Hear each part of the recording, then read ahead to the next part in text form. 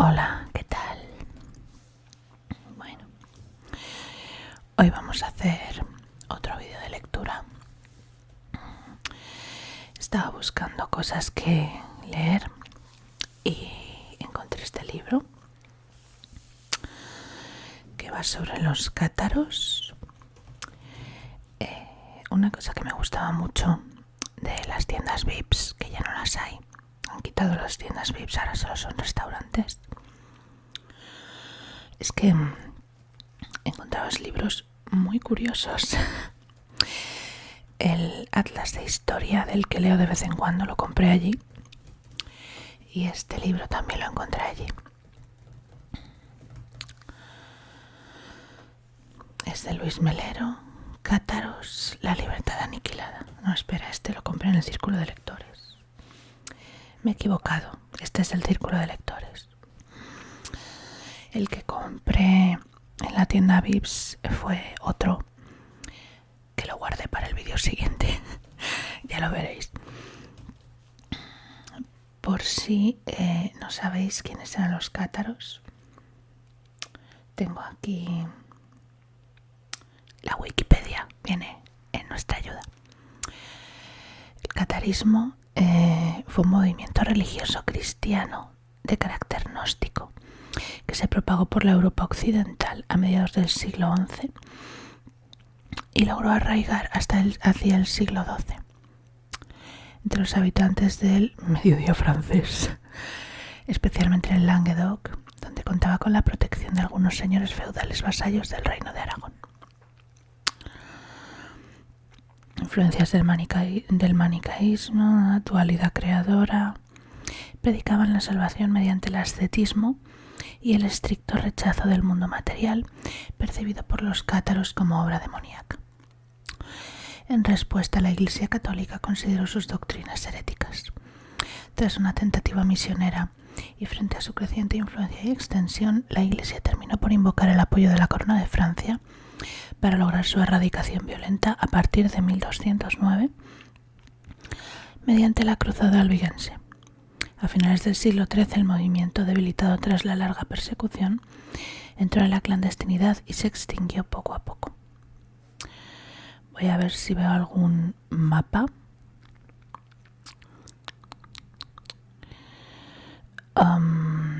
Historia, ¿puede ser?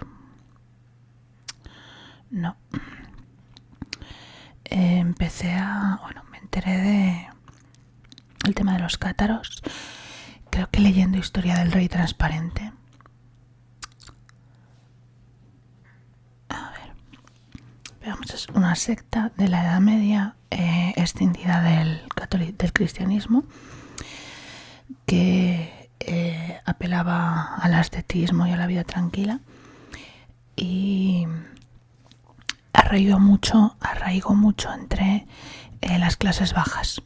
Entonces el catolicismo, no sé si existía el catolicismo por aquel entonces, lo vio como una amenaza y lo destruyó. Y bueno, en este libro se habla un poquito. Vamos a leer poquito, ¿vale? Un libro enorme.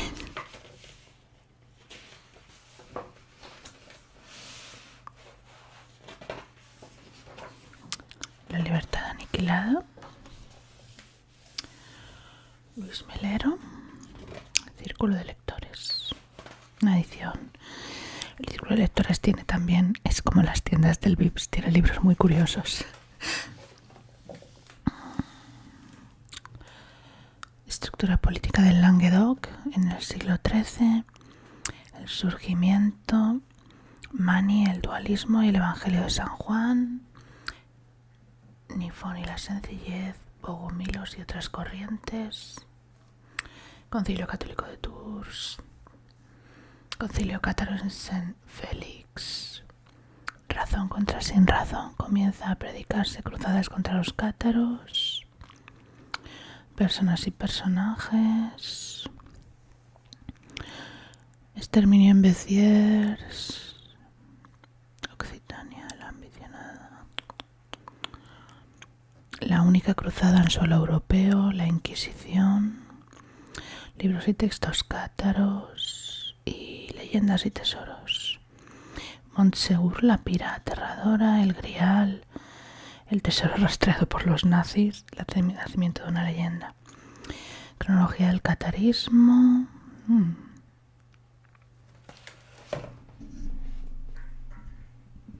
Si le meto un meneo al micro, mejor, ¿no? Las páginas no están numeradas, así que ¿para qué vamos a poner índice, no? Si están numeradas. Apéndices, cronología del catarismo. Me imaginaba que iba a ser una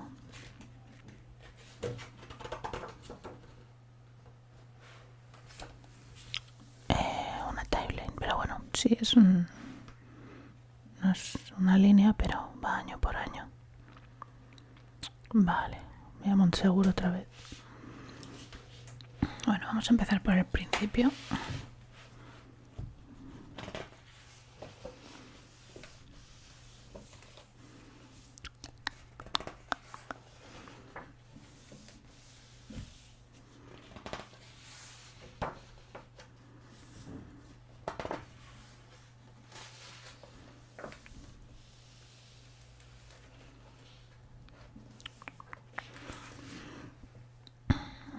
Montsegur, en la vertiente francesa del Pirineo. En el siglo XII era una villa defendida por un pequeño castillo.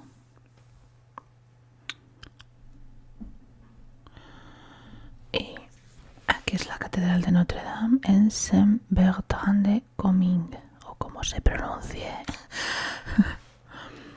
Estructura política de Languedoc en el siglo XIII. En el Languedoc medieval, las fronteras políticas estaban definidas básicamente por la presencia de sólidas fortalezas cercanas entre sí. Podían ser castillos o ciudades fortificadas. En algunos casos, la elección del lugar, peñascos fortificados inaccesibles y con fuente o pozo propio, y la ingeniería militar de la época hacían que las fortalezas fueran inexpugnables. En el Languedoc, el sistema feudal era más débil que en el norte de Francia, y los señores gozaban de bastante independencia. Había muchas ciudades controladas por su propio consejo municipal. Las incursiones de la corona de Aragón en general contribuían a esta unidad política fragmentada. Estos poderosos vecinos habían obtenido, a partir de principios del siglo XII, diversos feudos y señoríos al norte de los Pirineos. Había además otras presiones externas sobre el Languedoc. Tenía al oeste Aquitania, cuyos duques técnicamente eran vasallos del rey de Francia. Si bien eran al mismo tiempo reyes de Inglaterra, bingo. Y al este estaba Provenza, donde había territorios que consideraban propios tanto el Papa como el emperador de los germanos, que se los disputaban haciéndose la guerra. Y en el caso del Papa dictando excomuniones. Que te excomulgo, Los condados más importantes de Languedoc eran el de Tolosa, el de Foix y el de Comines. Necesito un mapa. No me puedes tirar estos nombres a la cara sin un mapa. Aquí tendría que haber un mapa. Un mapa de la estructura política de Languedoc en el siglo XIII. De igual importancia eran los vizcondados de Trencabel. Los condes de Tolosa eran, además, condes de Provenza. El Languedoc abarcaba un área de comercio e intercambio especialmente activos. Los señores de los condados y vizcondados de la comarca eran ricos, vivían bien y gozaban de un entorno de mentalidad relativamente abierta y tolerante en cuanto a las creencias. Las parroquias cristianas no eran el núcleo de las comunidades, como sucedía en muchos otros países. En las diversas cortes de los condes de Tolosa y de los Trencabel había cátaros y judíos a quienes se confiaba diversos servicios y magistraturas. Y en el caso de los Trencabel apoyaban abiertamente a los cátaros. Venga. Vale.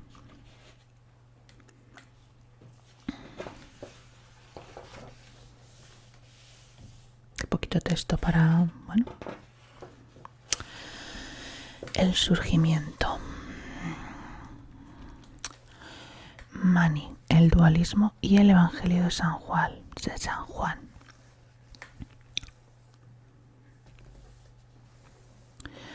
Modernamente hablamos de maniqueísmo para referirnos a personas extremistas u opiniones que no aceptan las medias tintas. El negro y el blanco sin matices ni grises intermedios, el bien y el mal puros, sin tibiezas. Pero no siempre tenemos en cuenta de dónde viene el término. Maniqueísmo es una doctrina religiosa nacida en el Oriente Cercano, Oriente Próximo, no sé, igual que todos los sistemas de creencias que hoy día consideramos occidentales. ¡Toma! La puñalada. Y es derivación de su fundador, Manes o Mani, como cristianismo lo es de Cristo o budismo de Buda. En los albores del siglo XII pudo terminar la Edad Media. Habían pasado 6 siglos desde que la Iglesia de Roma sustituyera al Imperio Romano como centinela del mundo por la iniciativa de Constantino, que viendo que el hecho cristiano era un enemigo fortísimo del imperio contra el que se habían estrellado varios de sus antecesores, eso es verdad, tuvo la idea de someter el cristianismo cubriéndolo con la pátina de su poder. Creo que lo convirtió en la religión oficial o algo así. El cristianismo sustituyó a los demás ritos paganos, adaptándose a ellos y adoptando casi todas sus apariencias como religión de Estado de Constantino, incluidos rituales, apariencias, virginidades, fechas festivas y demás. Desde aquel truco habían transcurrido más de 6 siglos de dominio del fanatismo absoluto sobre la razón, y en el siglo XII Europa comenzaba a tomar conciencia de que la ignorancia y la cerrazón que habían posibilitado durante 600 años el brillo de Roma no era un buen camino. ¿Tú crees? Aunque suelen escenificarse en épocas anteriores, es en esta etapa cuando sedimentan las leyendas en torno al tan controvertido e indefinible Santo Grial, que tanta literatura fantástica ha producido y que sirvió de pretexto para aquellas grandes migraciones aventureras que fueron las cruzadas. Según la leyenda más difundida, José de Arimatea recogió la sangre de Cristo en el Gólgota, lugar donde se consideraba que fue crucificado Jesucristo. Otra versión, en evangelios apócrifos, asegura que la sangre la recogió en el sepulcro. Estos evangelios también señalan que el local de la última cena era propiedad de José de Arimatea. Tras la resurrección de Jesús, Arimatea fue apresado bajo la acusación de haber sustraído el cuerpo de su sepulcro. Pobre chaval. Se le encerró en una torre donde recibió la visión de Jesús y la revelación del misterio del que el Santo Grial era un símbolo.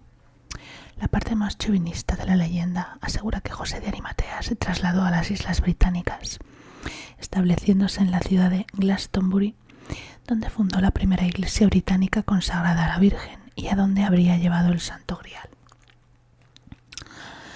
Simultáneamente con tanta actividad cultural del XII y aventuras hambrientas de saber, por toda Europa, incluidas las instituciones católicas, comenzó un fenómeno que, en opinión de los historiadores, debió de liquidar la Edad Media. Como consecuencia de un desarrollo demográfico que no tenía antecedentes y un notable racionalismo agrícola, nació el interés por el conocimiento. El interés por el conocimiento que no tenía antecedentes, al menos en la Edad Media. Se fundaron las escuelas catedralicias que dieron origen a las universidades. Se produjo en España un avance científico imprevisto y por todos los rincones del continente la inteligencia dio pruebas de no resignarse a la torpeza oscura de unos clérigos conscientes de su incapacidad y por ello celosos de todo brillo de la razón, que consideraban amenazante contra su poder cimentado sobre la mediocridad. Creo que este señor no es católico. Durante el siglo XII pudo acabar la Edad Media, pero allí estaba la curia romana para impedirlo y prolongar el oscurantismo. Acompañando las sinergias sociales, económicas y culturales, surgió por todas partes la necesidad de hacerse preguntas sobre los abusos, el dispendio y la crueldad de esa curia romana que protagonizaba ya durante 6 siglos el mayor fraude social que registra nuestra historia. ¡Joder! Este señor tiene opiniones. Opiniones.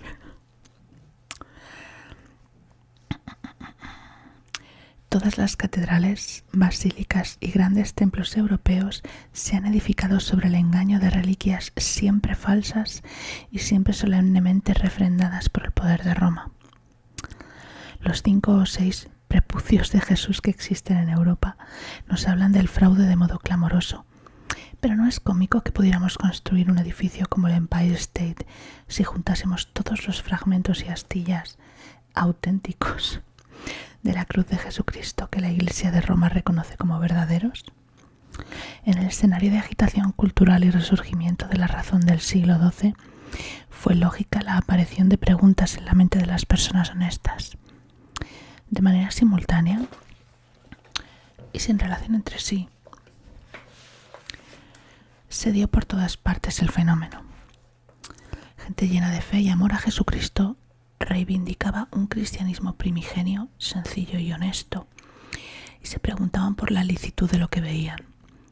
Clérigos que con las bendiciones de Roma practicaban todos los pecados capitales, exhibían joyas, barraganas, no sé lo que son barraganas, e hijos, batallaban entre sí y contra todos los demás para ser más y más poderosos, utilizaban el miedo tabú que producía lo sagrado para enriquecerse mediante métodos tan innobles como las bulas.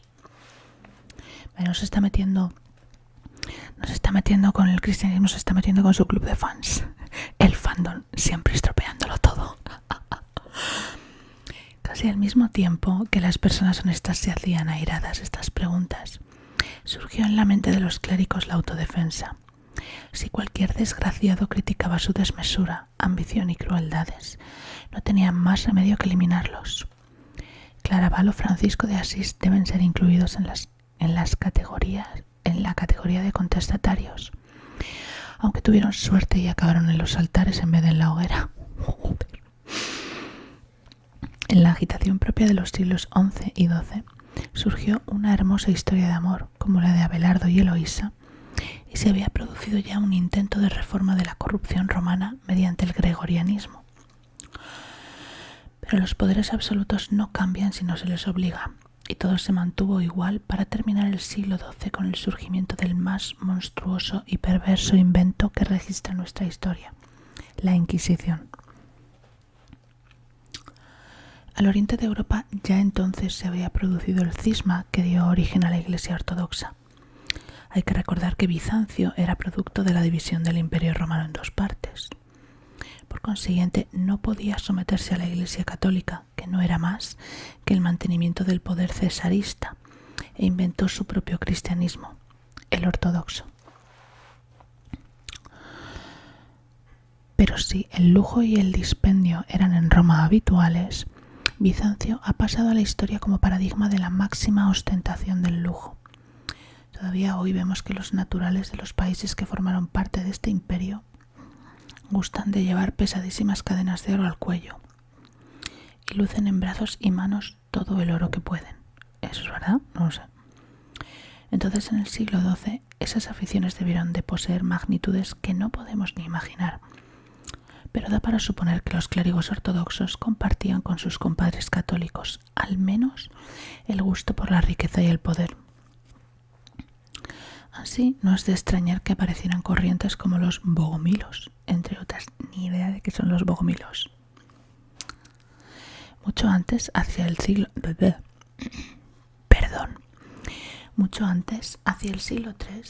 había surgido en Persia un movimiento espiritualista que, aun aceptando muchos conceptos cristianos, se planteó una cuestión que debía de parecerles muy lógica.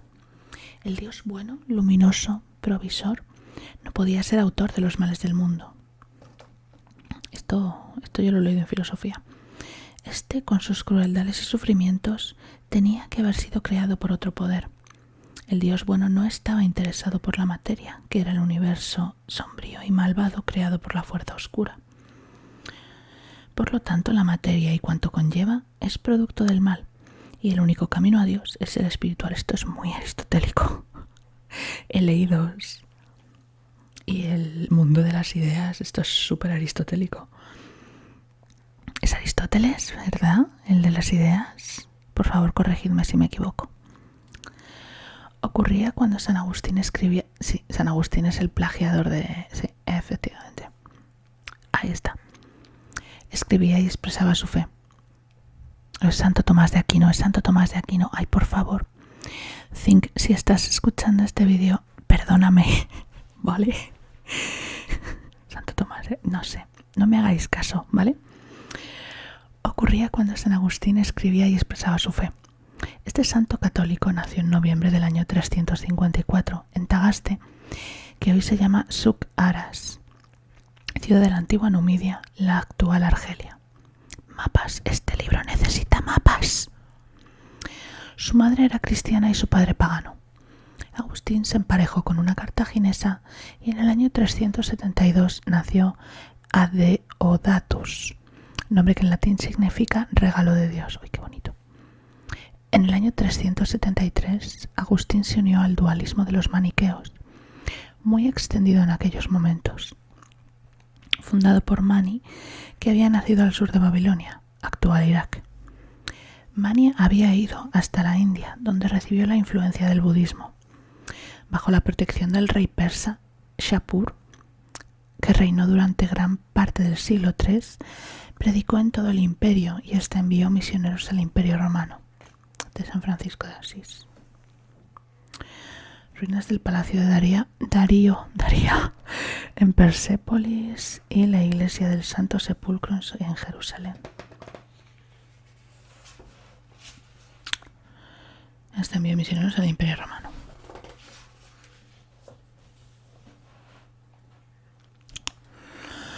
Agustín permaneció entusiásticamente fiel al dualismo de Mani hasta más allá del año 380. Como queda dicho, el que predicó el dualismo Mani o Manes dio lugar a lo que ahora denominamos maniqueísmo, que antes que a una perspectiva de las cosas define a una religión. Basándose en este principio dualista y espiritual, los maniqueos asimilaron como fundamental el más espiritualista de los evangelios, el de San Juan. Manes o Mani nació hacia 216, en un ambiente familiar impregnado del gnosticismo que dominaba lo religioso desde Mesopotamia hasta el Mediterráneo. Sobre elementos tomados tanto del budismo como del cristianismo primigenio, el gnosticismo consideraba el mundo de lo material obra de un Dios caído, por oposición a la obra del verdadero Dios, interesado solo en lo espiritual y la luz. Otra vez Aristóteles. Bajo la influencia persa de Zoroastro y educado en la comunidad judía de los elcasitas, Mani se consideraba a sí mismo el último de los grandes profetas bíblicos, la megalomanía, y creía en la importancia trascendental que la educación tiene para el espíritu. Al brotar los deseos de pureza y sencillez de los siglos XI a XIII, Al brotar los deseos de pureza y sencillez de los siglos XI y XII, en el oriente de Europa hallaron que tanto San Juan como Mani expresaban una puridad más cercana al mensaje de Cristo, y así nacieron una serie de movimientos dualistas que fueron sustituyendo a escala popular el cristianismo oficial por todos los Balcanes y otras zonas. Tanto en Serbia como en Bosnia y Bulgaria llegaron a ser mayoritarios, y mientras retrocedían por todas partes las corrientes que imponían los popes, ortodoxos por un lado y Roma por el otro, las masas asumían con entusiasmo esta nueva sencillez del mensaje evangélico. Entiendo que debe de ser muy difícil identificarse con una religión si los representantes viven como quieren y tú te estás muriendo de hambre. Los cátaros, en cuanto que cristianos, apoyaban su creencia dualista en el Evangelio de San Juan. En este texto, el apóstol usa la palabra nihil, que puede interpretarse según la visión del lector como el adverbio nada o el sustantivo la nada. Teniendo esas dos posibilidades presentes, la traducción católica decía: todo ha sido hecho por él y sin él nada se hizo. Mientras que los cátaros traducían: todo ha sido hecho por él y sin él se hizo la nada, como. Por consiguiente, para los puros, el bien es y está en Dios omnipotente. El mal es el diablo, nihil, la nada. Con este se creó todo lo material y perecedero. Su creación se originó en el caos y a él regresará.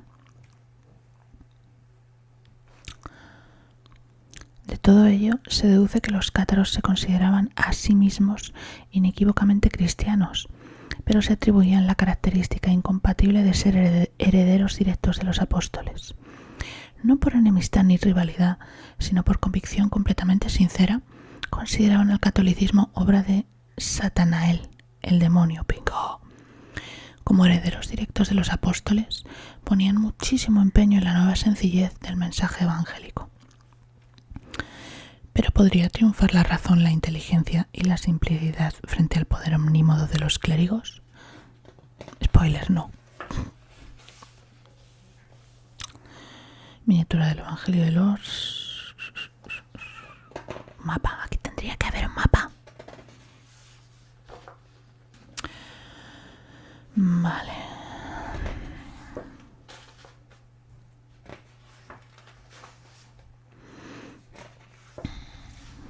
Un movimiento reaccionario, pero no fue el único. Mola. Mola porque esto tiene muchísimo más que ver con la filosofía que con la religión, en verdad. Son los movimientos religiosos que derivaban de fuentes filosóficas. A mí me llaman mucho estas cosas. Me está gustando, así que voy a seguir leyendo. Pensaba leer trocitos, pero voy a seguir leyendo sobre los antecedentes, los orígenes, las influencias. Nifón o Nifón y la sencillez. Anticipándose casi un siglo a Francisco de Asís, Roberto de Abreixel salió a predicar el amor y la sencillez, preferentemente entre los marginados. Sobre tales supuestos creó la orden de Fontevrault, con lo que se adelantó también a los franciscanos. Abreixel actuó con una innovación inconcebible que tendría profunda influencia en otros movimientos a partir de entonces. De manera asombrosa y casi heréticamente desde el punto de vista romano, daba igual preponderancia a las mujeres y los hombres. ¡Hostia! Los conventos eran mixtos y lo mismo podían estar gobernados por un abad o una abadesa. Un feminazi. Ya entonces, y desde hacía medio siglo, habían empezado a quemar a críticos del poder establecido tanto en Orleans como en Tours, en Angers como en París, en Constantinopla y en Soissons. Esto, aquí. Un sacerdote suizo llamado Pedro de Bruys, desencantado y asqueado de los abusos romanos, había colgado los hábitos y salido a predicar la sencillez cristiana primigenia, y naturalmente fue perseguido y anatematizado. Toma ya la palabra, anatematizado. Wow. La Iglesia romana hizo quemar a toda la comunidad de un convento católico cuyos monjes practicaban la austeridad y criticaban los abusos y el lujo de los clérigos, sus superiores. Estas cosas, ¿por qué no las estudiamos en historia en el instituto? Estaría bien, ¿verdad? Contra los nuevos cultores del mensaje evangélico en puridad, había ido poniéndose en marcha la maquinaria de represión que poco a poco se estableció como paradigma de la pureza de la fe. Todo ello en defensa de los guantes enjollados y los asesinatos para apoderarse de títulos y riquezas. Bueno, es que los guantes enjollados... Lo de asesinar para apoderarse de títulos en este país bien, ¿eh? Y ocurrió un hecho insólito que ha sido muy poco comentado. Créase o no, la verdadera liberación femenina comenzó en el siglo XII. No tengo por qué no creerlo. Y no se trató de nada simbólico, ni se revistió entonces de los tintes vengativos, sustitutivos que ahora presenta. Vale, a este señor tampoco le gusta el feminismo. Las mujeres adquirieron preponderancia de manera completamente natural, como consecuencia del mayor conocimiento y apertura mental que se extendía por doquier. Presidieron debates, mandaron fortalezas, crearon escuelas y fueron respetadas sin que nadie señalara o diera la menor importancia al hecho. Permíteme dudarlo. Por su especial disposición, que todos reconocen, las mujeres sentimentalizaron la vida pública. Esto también me interesa, sobre esto quiero leer. Y nacieron instituciones como las Cortes del Amor, y maneras humanistas que sin la igualdad femenina jamás habrían existido. Los clérigos de fidelidad romana odiaron esta situación y la cubrieron de sarcasmos siempre que tuvieron oportunidad, o sea que no había igualdad.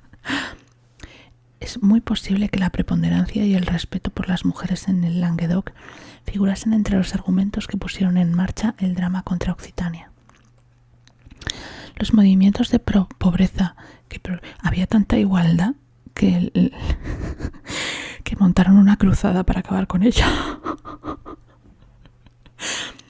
Los movimientos de pobreza que proliferaron durante el siglo XII, además de propugnar una vuelta a la autenticidad evangélica, resaltaban la exigencia del desprendimiento, la contradicción entre el reconocimiento de la aflicción de la pobreza material y el lujo ostentado por Roma y sus fieles, y todo esto constituía un desafío a la riqueza y al poder clerical en todas sus manifestaciones. Posesión de la tierra, la fuerza de las armas, los títulos, la influencia, el dinero y hasta el usufructo exclusivo del conocimiento. Es verdad. Casi como si se tratase de un movimiento parecido al hippie, y a pesar de no contar entonces con los medios de difusión que lo propagasen, por toda Europa aparecieron personas aisladas o grupos que desafiaban el poder materialista de Roma y practicaban la pobreza y la sencillez como medio de vida. La idea clerical de haz lo que digo y no lo que hago la despreciaban y vituperaban, porque para ellos prédica y estilo de vida eran inseparables.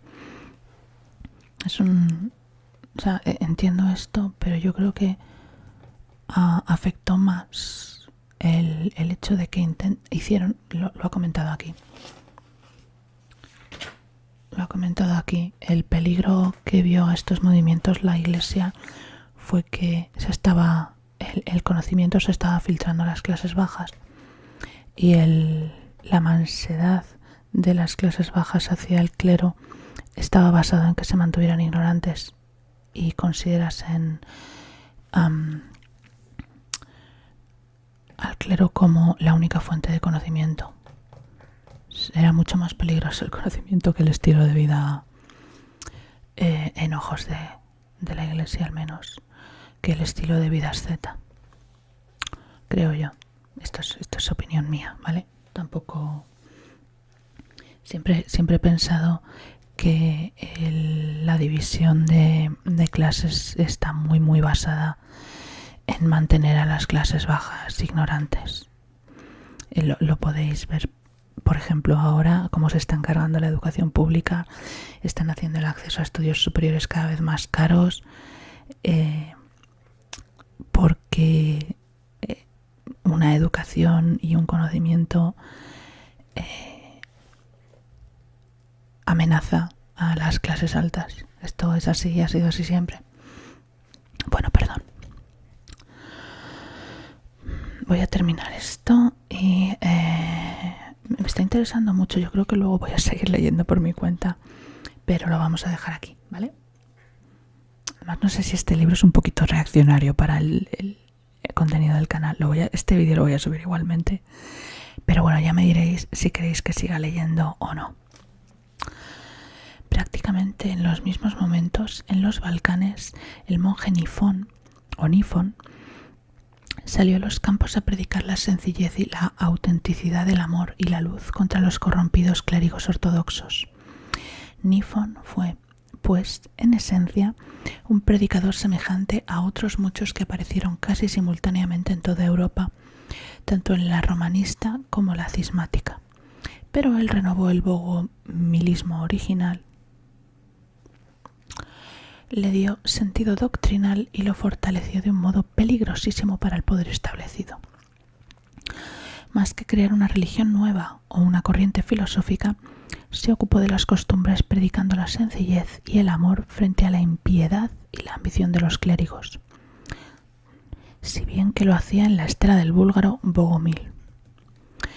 Aunque en Bizancio, que empezaba a descomponerse bajo la presión oriental de los turcos, no dominaba el papado de Roma, se trataba también con crueldad a los disidentes, sobre todo a los que abominaban de la mezcla de impiedad y ambición de los religiosos oficiales. Nifón, por supuesto, fue perseguido con la misma hazaña que eran perseguidos en el occidente europeo quienes criticaban, como San Francisco de Asís, los abusos clericales.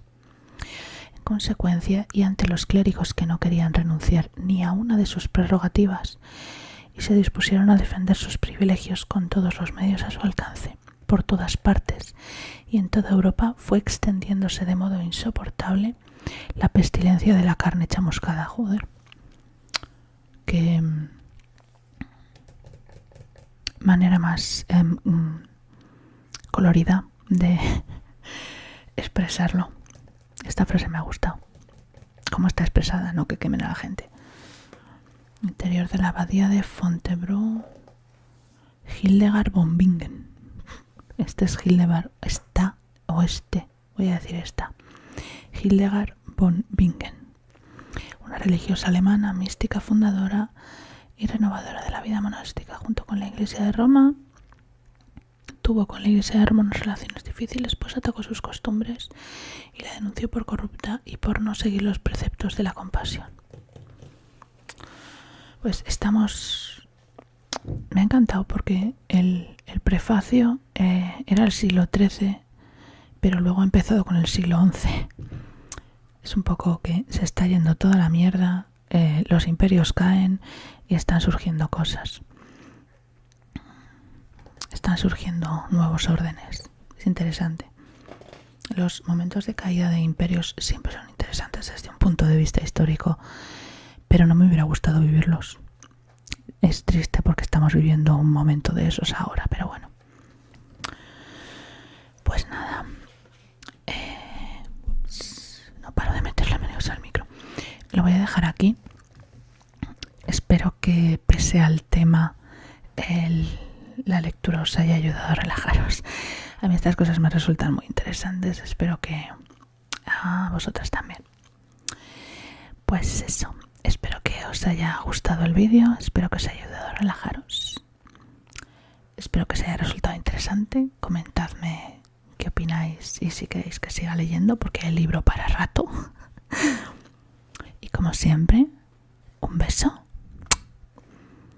y buenas noches.